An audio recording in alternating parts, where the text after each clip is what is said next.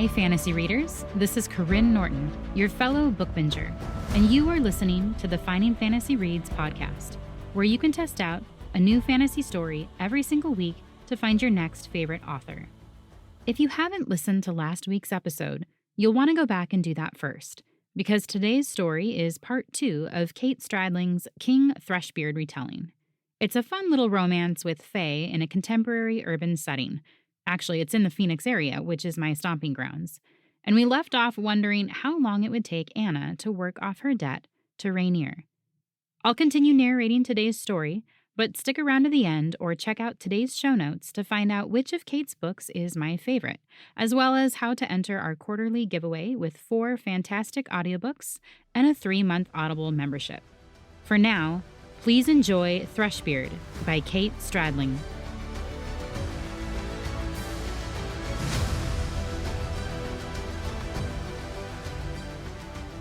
Chapter 5. I worked 2 weeks in the retail job without incident. Rainier met me outside the employee exit every night, even though I told him it wasn't necessary. "You should buy a car if you insist on coming for me," I finally said. "There's no reason for both of us to suffer through public transit every day." "You should buy a car if it bothers you," he replied. That shut me up.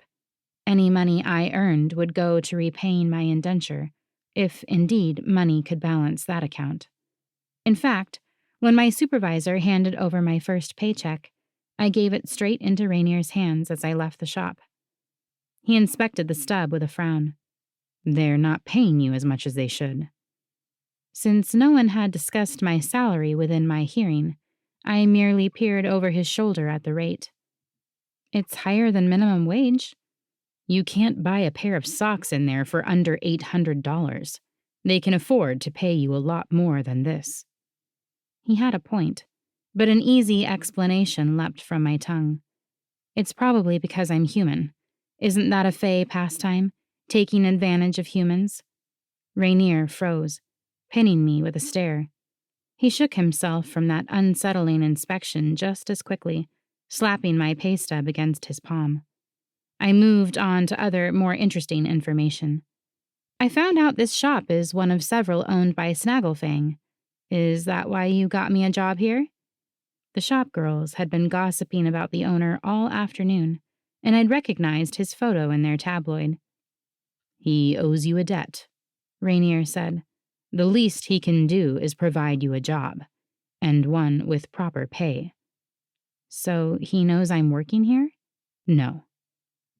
A huff left my lungs, half laughter and half exasperation. Curse me, but his misguided sense of justice was adorable. "Let me guess. The factory and the hotel were owned by Narrow Squint and Stork on Stilts." The upward twitch at the corners of his mouth confirmed as much.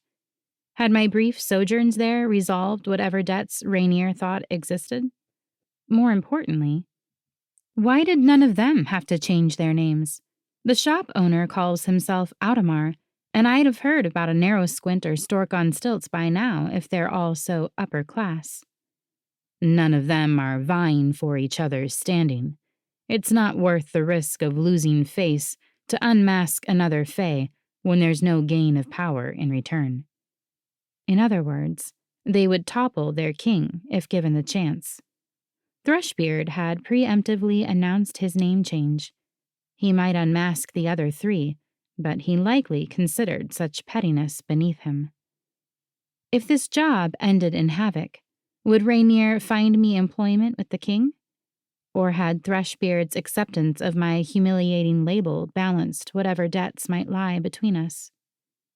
The answer didn't matter. This job wouldn't end in havoc. Or so I thought. The very next night, as I was straightening a row of neckties in the front window display, a screech of wheels cut from the street. Headlights blazed against my eyes. A full-sized SUV jumped the curb and smashed through the plate window.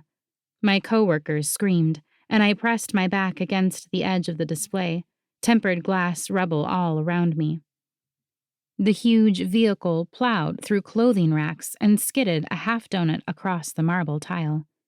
Then its frantic driver threw it into reverse and backed through the adjacent window display.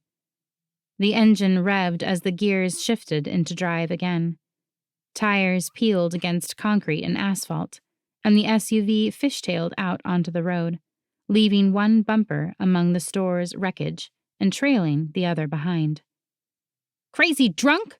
The fae at the register leapt from the door, her feathered glamour slipping to reveal a livid, beautiful face. She was already phoning the police as the crimson taillights faded into the night. Her counterpart, more visibly shaken, picked across the rubble to where I sat. "Anna, are you all right?" I swallowed and nodded, unwilling to voice aloud what swirled in my head. As quickly as the accident had happened, I could have sworn I'd glimpsed antlers in the driver's seat. Rainier showed up at closing time like always, but instead of waiting at the back, he wandered around to the front where caution tape and flashing lights marked the scene of the crime. "Oh dear," he said, though he didn't sound at all sincere. After surveying the torn-apart boutique, he pinned his focus on me. "Are you hurt?" I shook my head, not trusting myself to speak. Were antlers a common accessory among fae? I'd seen a few others wearing them, but this was too much coincidence. In all our time together, I'd never seen him drink a drop of alcohol, nor did he own a car. But if it wasn't a drunk driver, the crash had been intentional, and I didn't want to consider his motivation. Mostly because he might have killed me. Did he secretly want me dead? "Anna?" He dipped into my line of sight, jarring me from my tortured introspection. "We should go." I'd already given a statement to the police, fae officers, unsurprisingly, and Audemars Snagglefang would arrive any moment. Despite my misgivings, I accepted the elbow that my keeper offered. "Don't worry, we'll get you a new job tomorrow," he said as we walked toward the bus stop. A feeble laugh fluttered from my lips. "Is the debt to me here repaid?" "Do you feel otherwise?" My footsteps stuttered, but I forced myself to continue walking. "I don't know anything about it. You're the one who said he owed me." "Yes, and by paying you less than you're worth, his debt was increasing. However, misfortune like this can only balance an account if the wronged party accepts it as amends." "Misfortune?" I echoed. Someone rammed an SUV through the store. Misfortune doesn't begin to describe it." "Comeuppance, then?" His wry expression spiked my festering distrust. "Was it you?" I blurted. He paused mid-step, all elegance as he fixed an impassive stare upon me. "If it was?" "I was in the window when it happened, arranging the display. I could have died." "The display was the safest place for you to be. If you'd been further inside the store, the driver would never have seen you and may have run you over." Despite his careful wording, it was an admission of guilt. He'd crashed through the boutique. Even if he'd timed it for when he could see exactly where I was, he'd still terrified me and the other store clerks. Tears spilled down my cheeks, proof of the knotted emotions I'd suppressed since the incident. A noise of disquiet clicked in the back of his throat. "I always forget how fragile humans are." My eyes snapped up, wrath thrumming through me. "Fragile? So when someone tries to mow down you, Faye, you just shake it off?" Even as the words left my tongue, I recognized their truth. Both my coworkers had recovered quickly, their composure returning before the police arrived. They had relayed their account of the crash with bloodless calm, their too perfect facades firmly in place. "I'm sorry," Rainier said. "The debt had to be answered before it grew any further." I flung an arm back toward the ruined store. "How does that not strike an imbalance in the opposite direction?" His golden eyes followed the line of my gesture, brows arched. "Is a wrecked boutique worse than a threat of death?" Is it worse than your father's 20 years of servitude? My breath caught. My father received compensation for those years. His contract had made him a wealthy man, in fact. But none of this mattered to Rainier. Compensation enough for selling his firstborn? How much is your life worth? I opened my mouth, but shut it again. He drove home his point. Ottimer's underling set your father's contract. By his machinations, you would either now be dead or bound to him. Is a wrecked boutique worse punishment than either of the outcomes he plotted against you? When framed like that, it fell laughably short. Still, I shoved his shoulder. Tell me next time. Don't exact revenge without telling me. I could have died. You were never in danger, and it was justice, not revenge. It would only have been revenge if you knew of it beforehand and allowed it to happen. Ugh, stupid fey pretenses. Do you have any authority to dole out justice? On behalf of someone under my protection? Yes. In fact, it's required. A counterbalance to servitude. Why did he have an answer for all my complaints? I swatted him again. Tell me next time. Will there be a next time? Do you have further grievances I should answer? My heart lurched. No. Then there's no cause for concern. If you consider this debt repaid, it is done. I stared, the early spring breeze enveloping us both. By human standards, he should have ended tonight in jail. But Fae weren't human, and their ruthless acts required ruthless recompense. As I studied him, an odd worry floated to the surface of my thoughts. Will you suffer consequences? I asked in a small voice. Perhaps I suffer them already. With a fatalistic sigh, I closed the gap between us, wrapping my arms around him and burying my face in his chest. No one had advocated for me in ages, and certainly not to such a meticulous degree. I might later regret this, but Rainier was warm and smelled nice, and I was still shaken from my earlier ordeal. In this moment of weakness, I could pretend we were more than master and indentured serf. When his arms enfolded me, I sagged deeper into the embrace. I'm sorry, he mumbled into my hair. I didn't mean to frighten you. I only laugh against his dress shirt.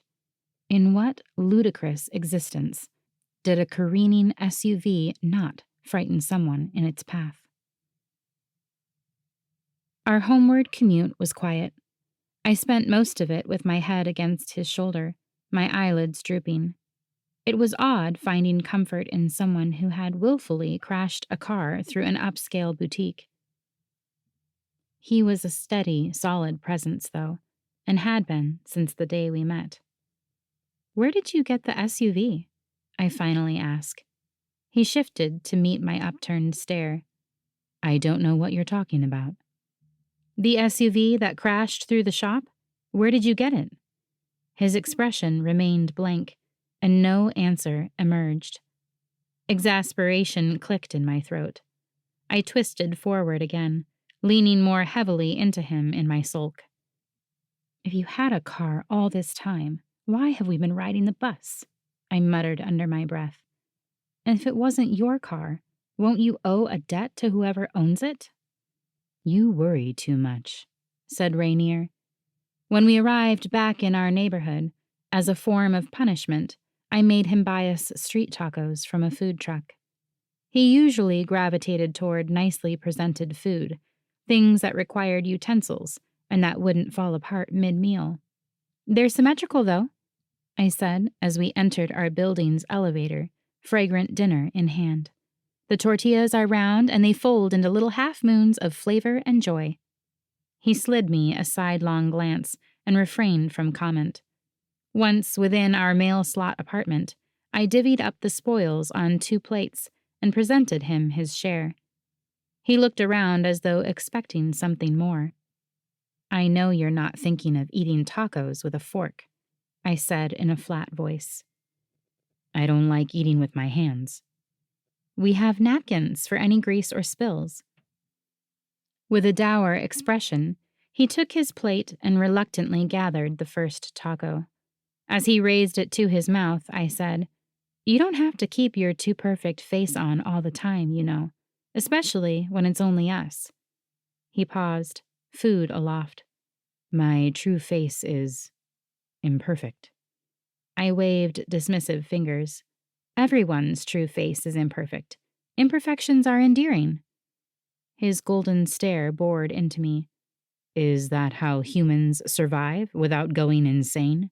You see imperfections and choose to embrace them?" "It depends. If we care about someone, their flaws can be precious, part of the fabric that makes them uniquely them. If we dislike them, though, their flaws can amplify that dislike." "Is this your way of telling me you care about me?" I tossed a shred of cabbage at him. "Fine, keep your glass mask on." A smile played around his mouth. He ate all the tacos I'd given him, and so elegantly that I wished we'd bought a dozen more. Chapter 6. I thought the scales were back in balance all around until the next morning dawned. Rainier got me a job with Thrushbeard, the company and the Fairy King both. I was to be a gopher, running items to and from the mailroom, taking and delivering lunch orders, that sort of thing. Gone were the hour-plus commutes. The company headquarters were in central Phoenix, just like our apartment building. In fact, Thrushbeard owned a number of buildings in that area, more than the ones that bore his new name. "Does he work here too?" I asked my keeper as we stood outside the glass and concrete entrance. "What if he sees me?" Not a hint of worry hung about him.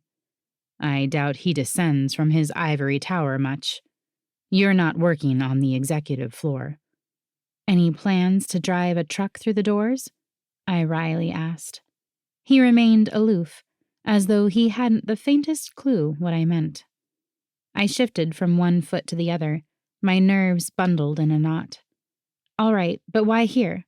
I thought any debt between me and your fairy king was already settled. Or am I the one who owes him for my insult?"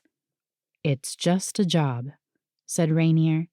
"It's never just a job," I muttered, but I started toward the building nonetheless. The employees were mostly Fae, of course. I ran errands for the programmers and the data analysts, barely worth their notice as they worked. The break room had food from local bakeries and restaurants. At the end of the day, one of my fellow gophers was about to throw all the leftovers in the trash when I intervened. "What are you doing? That's still good." He blinked, his glamoured face framed by a pair of ram's horns. "No one here will eat day-old food." I snatched a half-empty box from his hands. "I'll take care of it." After a dubious once-over, he shrugged and left me to the task. Predictably, Rainier arched his brows when I exited the building with 3 boxes of muffins, bagels, and donuts. "They were going to throw them out," I said defensively. "That's more than either you or I can eat. So we give some away on our walk home." And I did exactly that, offering pastries to passers-by, a spring in my step as we trekked around the block to our apartment building. We arrived home with less than a box left, most of which I tossed into the freezer for weekend consumption. "If I'm providing some of the food along with rent money, doesn't that pay down my indenture faster?" I asked. "That would depend on where you're getting the food." "How long will it take, do you think?" His golden eyes lifted to meet my anxious stare. "I don't know. Where will you go when you're properly rid of me?" "It's not a matter of getting rid of you," I said pettishly, but his question ricocheted around my brain. Where would I go? Back to my father? No. Any trust I had for him was gone. If my contract with Rainier ended tonight, I would be homeless, jobless, and alone. I hadn't kept in touch with friends from high school and had taken a gap year afterward that I didn't use for anything of substance. Deep down, I'd known there was something off about Dad's Fae dealings. I'd avoided entangling myself anywhere else in favor of watching over him, to my detriment. Rainier ducked into my line of sight. I can't abandon you. When you're able to live on your own, free from debts or threats, the contract will expire. My vision blurred. But that might be never. It won't be never, Anna. It hasn't even been a month. I swallowed and nodded. So far, I hadn't even kept a steady job. I would this time, unless Thrushbeard thought to cheat me like Snagglefang had, in which case my keeper would find another SUV and I would move to new employment. The uncertainty demoralized me. Rainier retired to the partitioned bedroom shortly thereafter, leaving me in a wretched state. I had chosen a chattel contract, but I should have demanded specific terms. I should have negotiated. Even if it took me a decade to work off the debt, at least I would have an endpoint to pin my hopes on. Although my life now was more independent than it had been with my dad. Here I contributed, if only a pittance. The mischief Rainier caused behind my back didn't involve selling me to some unknown fairy either. In many ways, I felt freer than I had a month ago, before I'd ever heard his name. So stop worrying, I muttered under my breath. The break room always had leftover food. Some days it was pastries and others burritos. One evening I walked out of the building with half a birthday cake. Rainier merely shook his head. When I served him a giant slice after our takeout dinner, he suppressed a chuckle and ate every crumb. I heard plenty of gossip on the job, too, a perk of working for a social media company. Narrow Squint's business had missed a huge product launch deadline. Stork on Stilts's resort had lost several prestigious hosting contracts, and Snagglefang's assets, over-leveraged by the destruction of his storefront, had thrown him into bankruptcy proceedings. Rainier had placed me at those jobs during pivotal moments for each company. I didn't feel an ounce of guilt. They had bargained with my life, and they deserved the misfortunes that happened in retaliation. Of Thrushbeard, I heard very little. Supposedly, he lived in a penthouse on the top floor with all his needs provided, so he rarely descended from his throne. The only gossip about him was a weird rumor that he'd secretly gotten married. That's probably a twisted version of his meeting you, Rainier said when I reported it. Great. Another injury I've caused him. No, that one will run its course with no harm done. I didn't ask how he knew this. He'd already demonstrated his superior understanding of his people, and I could well imagine the Fairy King weathering such a rumor with the same aloof mastery that he weathered his ill-gotten name change. And indeed, as days blurred into weeks, no mishaps threatened the Thrushbeard Empire. A month into the job, with lovely spring winds swirling around us and the promise of summer in the bright sun above, Rainier and I approached the towering office building. I've told you a dozen times that you don't have to walk me every morning, I said, secretly enjoying his company even as I gave him an excuse to vacate. My companionship in this matter does not stem from a lack of trust in your capabilities. Only he could get away with such a convoluted response. He kept his gaze forward as I peered up at him.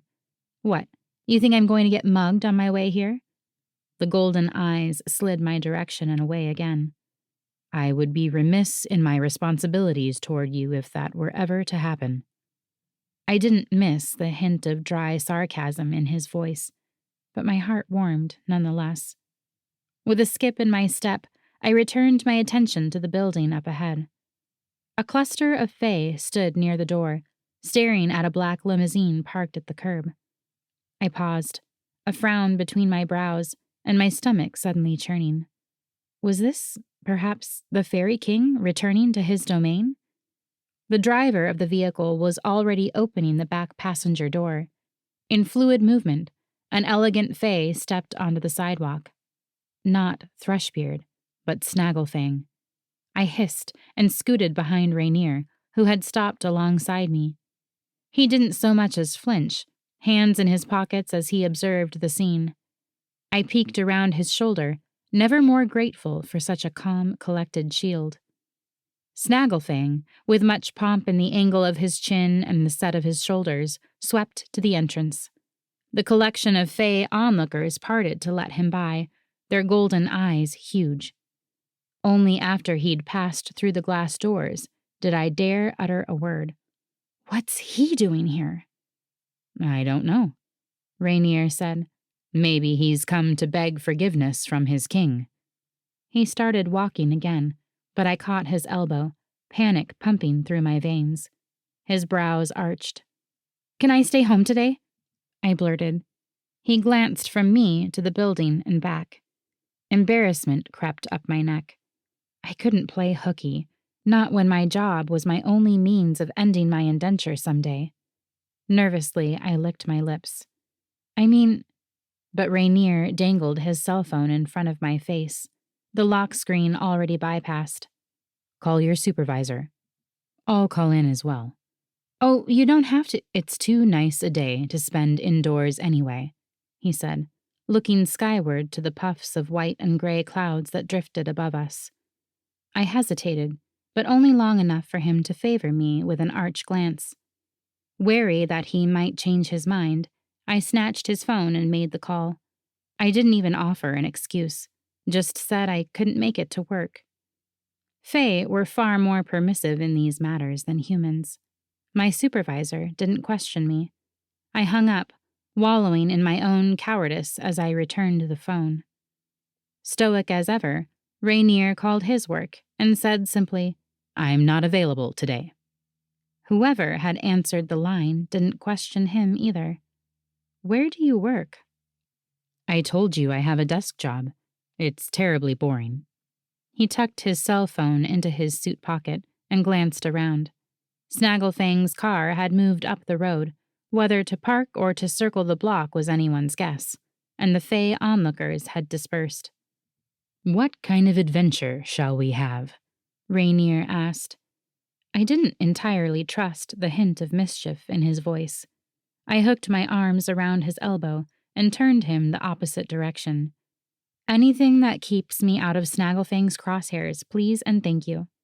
He actually laughed, containing his mirth a split second too late. If I'd known ditching work could earn me such a reward, I'd have done it sooner. In the end, we rode the light rail into Tempe and ambled to a park alongside the town lake. "Man-made water features are so underwhelming," Rainier said, surveying the long, glittering reservoir. I sidled closer to him, shameless as I hung upon his arm. "In the desert, any water is a wonder. We're contractually obligated to admire it. The closer, the better." He didn't quite catch my meaning until I steered him to a boat rental business at the lake's edge. At his questioning glance, I pointed to the little crafts bobbing on the water. "Look, they have one shaped like a duck." "It's more expensive than their standard pedal boats." "Killjoy," I muttered. When I tried to turn up the path, though, he tugged me instead toward the just-opened rental office, already fishing his wallet from his pocket. The boat attendant collected payment and led us not to my coveted selection, but to a regular red model. Which, to be fair, was for the best. I couldn't picture my somber, antlered companion piloting a giant yellow duck. We spent a couple hours tooling around the lake, circling from the railroad bridge to the street overpass, pausing beneath to enjoy the ribbon of shade before venturing out into the temperate sunlight again. Kayaks and other pedal boats soon glided across the water with us. I pointed back toward the little marina, where a couple was pulling away from the dock. "Someone rented a swan." "Maybe he's trying to impress his companion," Rainier said with a bland, sidelong glance. I fought the urge to laugh. In that case, the duck would have been better, but maybe he's proposing and wanted elegance instead. "Seems like a bad omen. Swans can be vicious." We passed the couple on our way back, an older pair out for a pleasure ride. They waved, and so did we.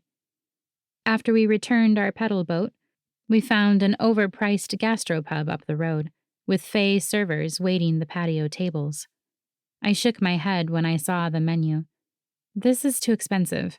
I'm just digging myself deeper into your debt. It's my responsibility to see that you're properly fed, Rainier replied, and the restaurant was my choice anyway. Technically, he had 2 incomes at his disposal because I was still giving him my paychecks. Rather than quibble, I settled in and ordered a sandwich. Rainier did the same. We spent the afternoon window shopping, and as we stepped onto the light rail back into Phoenix, he tapped the end of my nose. You're pink. I pressed my fingertips to my cheeks, feeling the warmth there. I wore sunscreen, I feebly said. One application in the morning couldn't withstand a day beneath the Arizona sun, though, even during springtime. I knew that, but it was easy to forget in the moment. He nodded sagely. We'll get some aloe on the way home. Do Fae get sunburns? I asked. Their race had originated overseas in much more temperate climates than this one. He gestured vaguely to his glass face. The glamour prevents it. Yet another advantage their magic gave them over humans. I fully intended to return to work the next day, but we arrived to a pair of black limousines hugging the curb in front of the Thrushbeard offices. Snagglefang was already exiting the first. From the second, Stork on Stilts emerged, straightening his suit coat with a supercilious glance at his surroundings. My feet stuttered. Rainier instantly hooked an arm around my shoulders and pivoted us both the opposite direction. What? I started to say. He unlocked his cell, pulled up my work phone number from his contacts, and wordlessly passed the device to me. I swallowed and, to my shame, hit the call button. Again, my supervisor asked for no excuses. Rainier made the same call as the day before and returned the phone to his pocket. A backward glance showed Snagglefang and Stork on Stilts entering the building together. Why are they both there? I whispered, as though they might hear me across the distance and the morning street noises. Rainier's melodic voice thrummed through me. I don't know. Maybe Snagglefang lost his nerve yesterday and brought reinforcements. What shall we do today? Something indoors? The aloe the night before had tempered my sunburn, but I didn't want to risk inflaming it again. We ended up trekking to an aquarium in Scottsdale, where we strolled among fish tanks and animal exhibits for the better part of the day. And while I enjoyed every minute, a nagging voice at the back of my mind warned that it was a waste that ran counter to my goals. I couldn't earn out an indenture by going on mock dates with my benefactor, nor would I want to use that method if it were possible. So on the third day, when 3 limos sidled next to the sidewalk in front of the Thrushbeard building, I dug in my heels before Rainier could direct our path.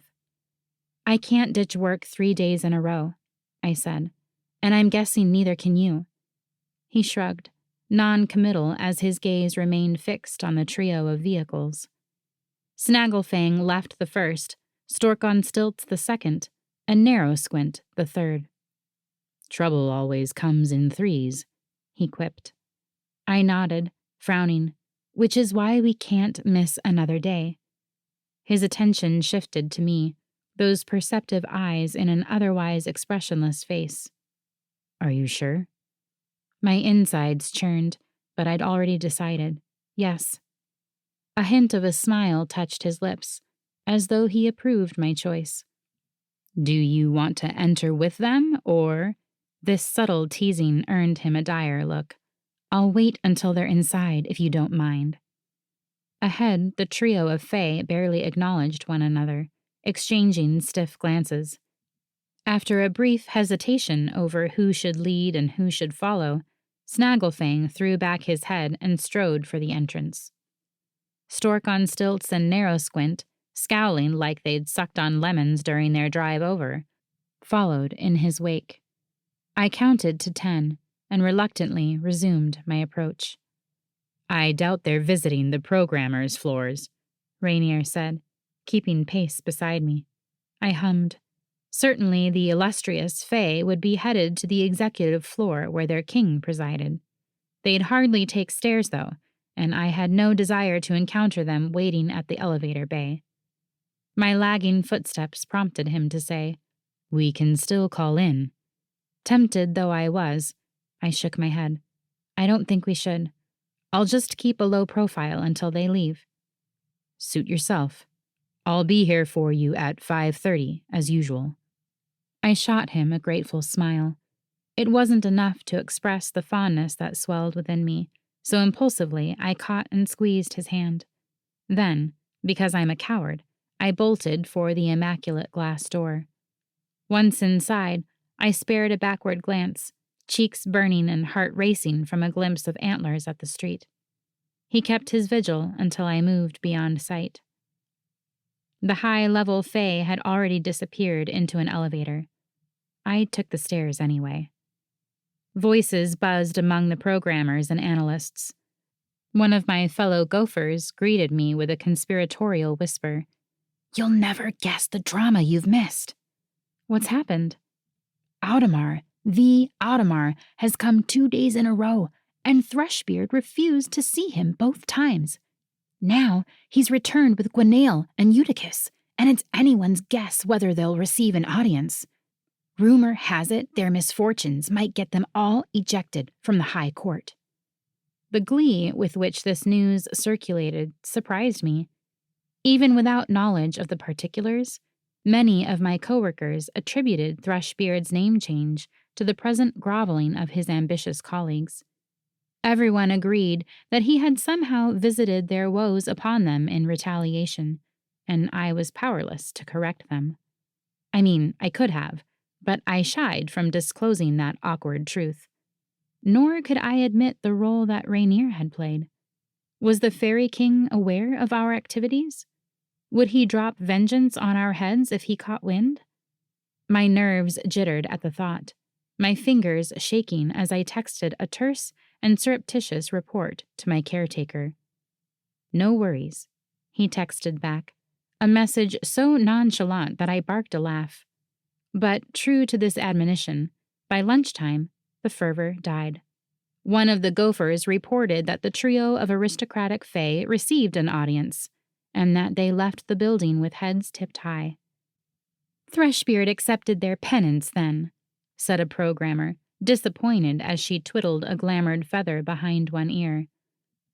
"I guess he wanted the three to beg together," said her cubicle mate. "Whatever brought their misfortunes, they must have conspired to invoke it."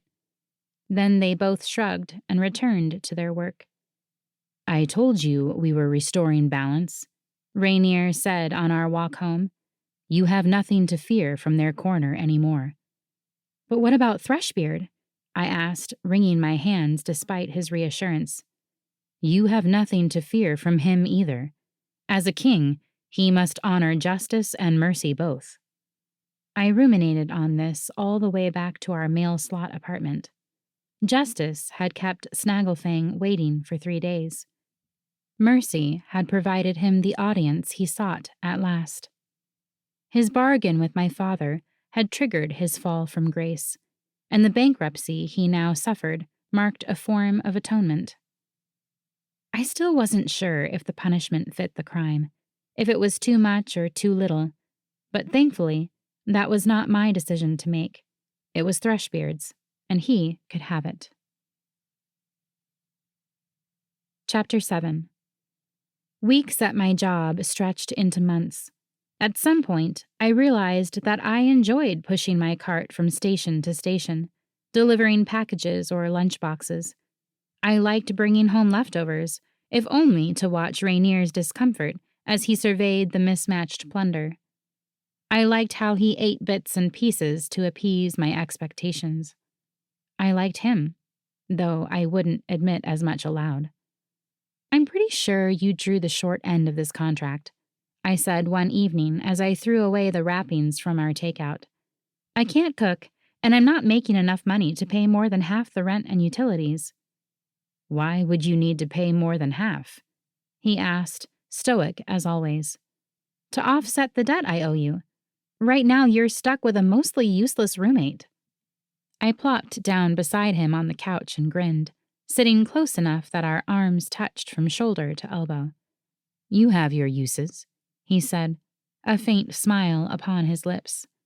I could almost read him like a book, and that smile was my daily goal.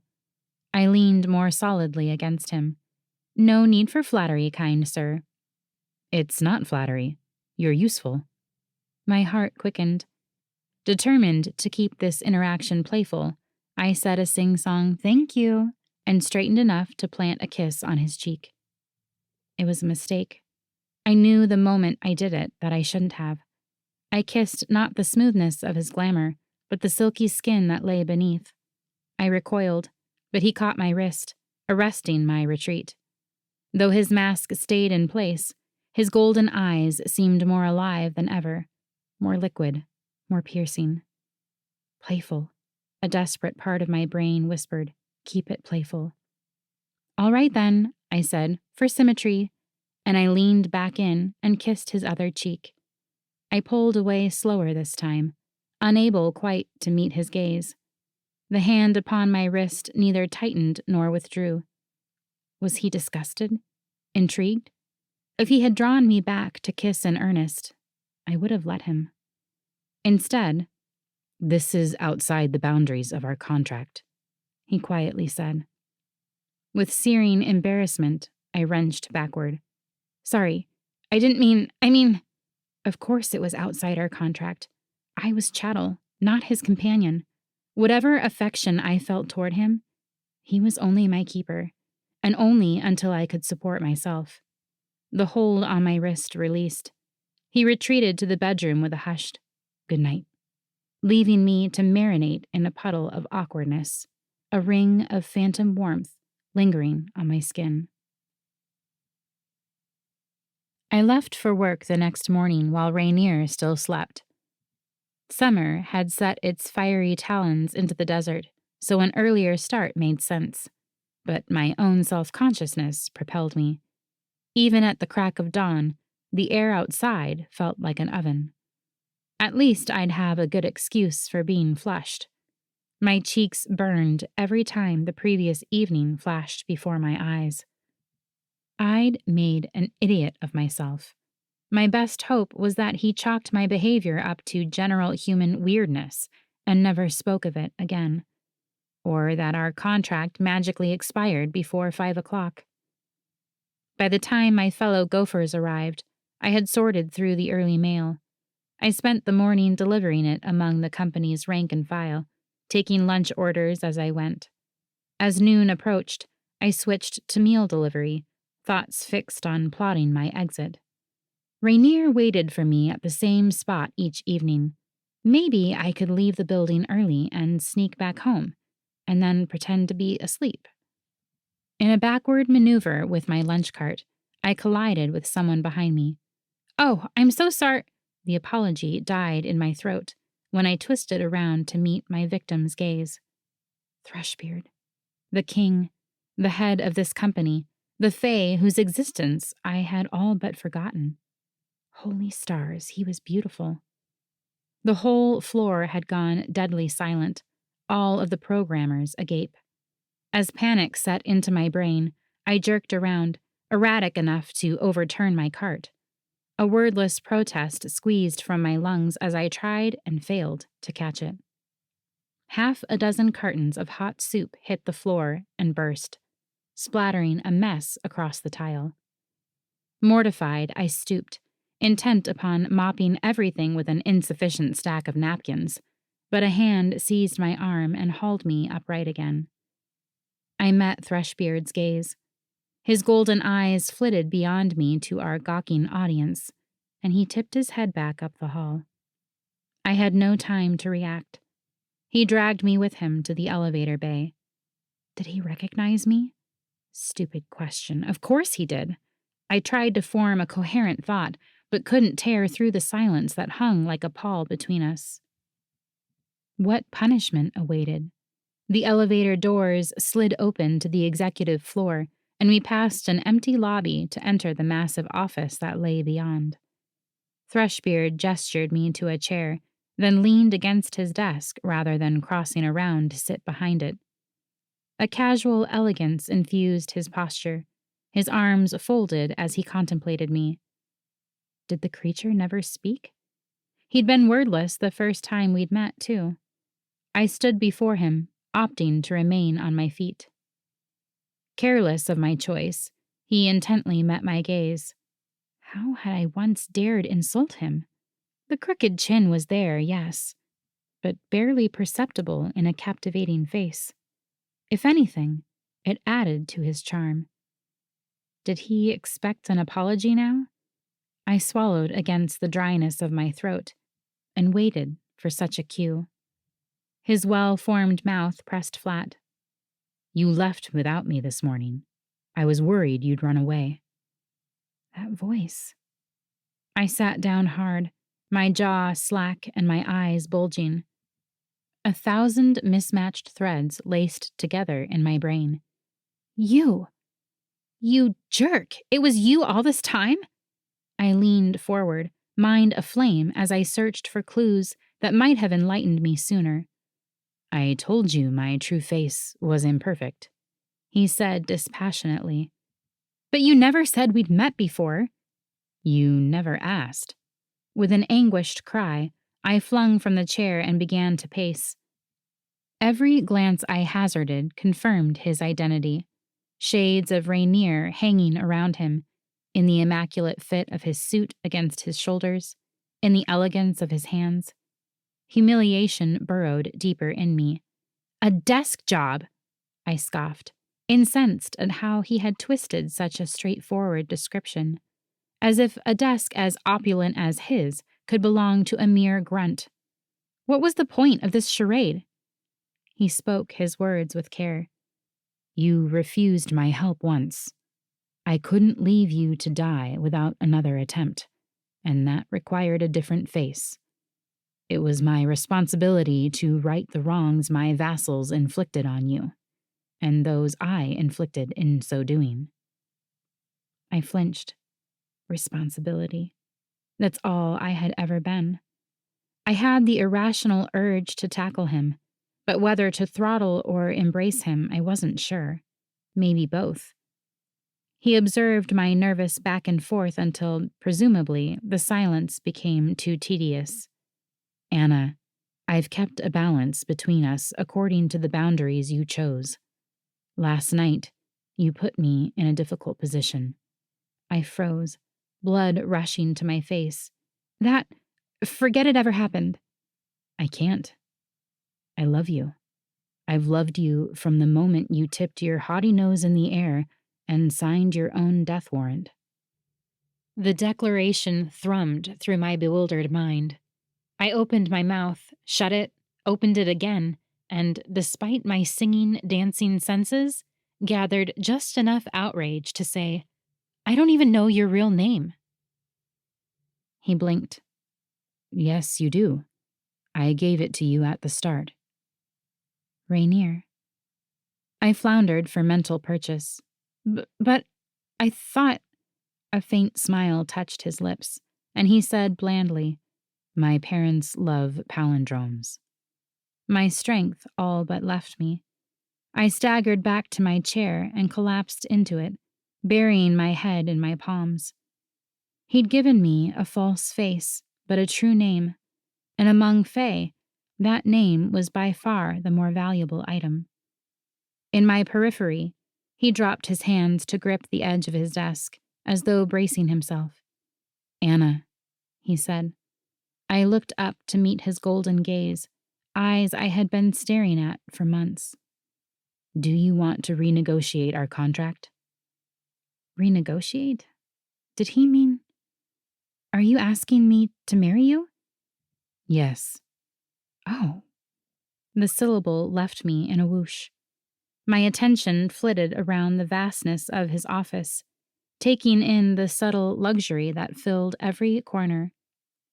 Even if I didn't already stupidly love him, I'd be an idiot to refuse. But I did love him. If you need time to consider, he began, ever the gentleman. I don't need time, I said, my voice a squeak. Oh. A guardedness possessed him, as if the gravity of the moment had finally sunk in, as if he might be second-guessing.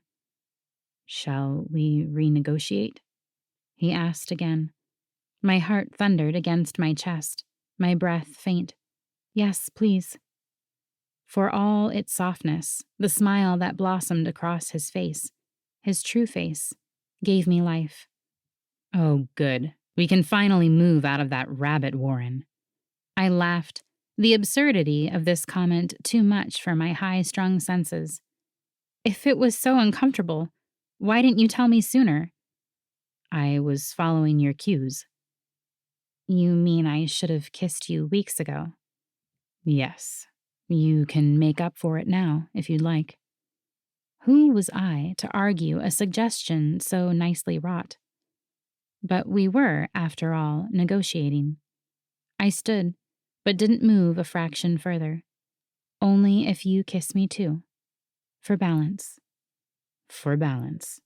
He wryly agreed, and took my hand to draw me in.